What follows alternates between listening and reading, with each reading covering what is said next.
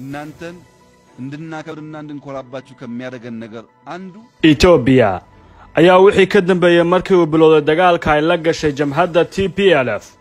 waxay wadamada dariska iyo kuwa kale ee Afrika iyo caalamka ka raadisay taageero diblomaasiyadeed waxayna si adag isaga difaacday faragelin kasta oo uga timaada dibadda iyadoo aad uga gilgilatay dhacdooyin la xiriira in Mareykanka iyo midowga Yurub ay ugu hanjabeen inay qaadayaan go'aano adag ra'iisul wasaaraha Itoobiya oo la hadlayay baarlamaanka dalkiisa ayaa u sheegay in Itoobiya loo hanjabi karin oo ay qarniyo badan ahaayeen dawlad adag oo aan waxba loo yeerin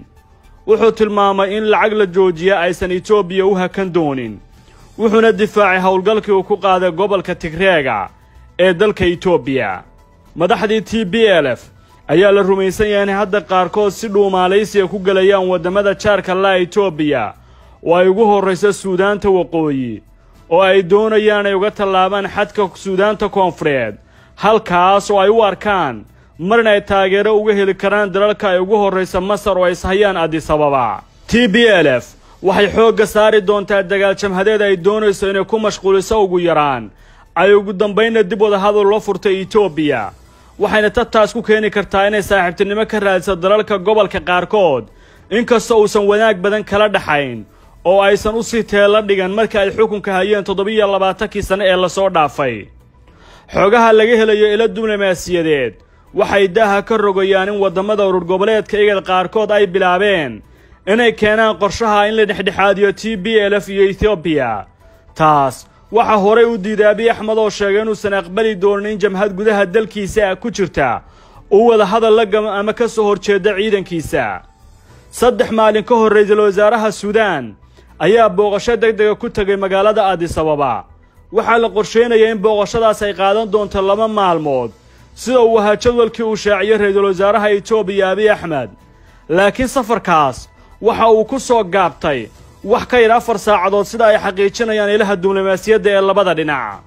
ra'iisul wasaaraha Khartoum ayaa dib ugu laabtay dalkiisa oo uu ka maqnaan lahaa muddo dhan 2 maalmood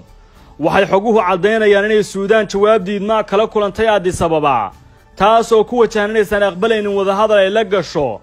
madaxweynta TPLF noocu doonaba ha noqdee sidaas oo kale ila diblomaasiyadeed ayaa sheegaya in ay labada dal isku fahmi waayeen arinta ku saabsan dhulka ay Suudaan ka qabsatay Itoobiya muddadii uu socday dagaalka waqooyiga oo labada dal ay hore ugu muransanaayeen iyo shirka Djibouti lagu qaban doono dhawaan eegada ay yeelanayso ajandaha looga hadli doono Khartoum waxay doonaysaa inaysan soo dhiibin hadda in ka badan 24 sargaal oo sare oo ka tirsan TPLF kuwaasoo la rumaysan yahay inay ku jiraan xubno raadinayo waana xubnaha ay doonayso Addis Ababa in gacanta loo soo geliyo laakiin Khartoum waxay u aragtaa taas mid aysan xilligan si fudud ku yeeli karin ugu yaraana ay ka bedelasho siyaasadeed u baahan tahay labada ra'iisul wasaare kulankooda ka sokow waxa hore u jiray macluumaad muujinaya in Suudaanta waqooyi doonayso in Itoobiya ku cadaadiso saxiixa heshiiska ku salaysan biyo xireenka Itoobiya ay Masar isku hayaan laakiin Addis Ababa ayaa aad u diidan saxiixidda heshiiskan Abiy wuxuu muuqdaa inuu wali yahay siyaasi asadkaynaya wuxuuna isticmaalayaa xeelad kasta oo kaga dabaalan karo cadaadiska dalalka gobolku ay ku saarayaan ka dhamaysiga danahooda xilligan uu dhaawacan yahay waxauna aad isaga ilaalinayaa inuu tallaabo kasta qaado waqtigan ila diblomaasiyadda ka tirsan urur goboleedka igad ayaa rumaynaya in Itoobiya qorsheynaysa in kulanka Djibouti looga hadlo oo kaliya in la taageero hawlgalka sharci soo celinta ee Itoobiya lagana soo saaro war-saxaafadeed ay ku midaysan yihiin wadamada gobolku dalal badan ayay Itoobiya ka doonaysaa taageero weyn oo ku wajahna hawlgalkaas la taageero iyadoo isticmaalaysa gorgortan siyaasadeed dalalka la filayo inay codadkooda hesho waxaa ka mid ah Eritrea iyo Soomaaliya oo iskaashi dhow kala dhaxeeyo Djibouti oo ku tiirsan canshuurta Addis Ababa ee dekadaheeda wax kala daga halka laga cabsi qabo in wadamada Kenya iyo labada Suudaanba ay diidaan tallaabo kasta oo ka timaada xagga Addis Ababa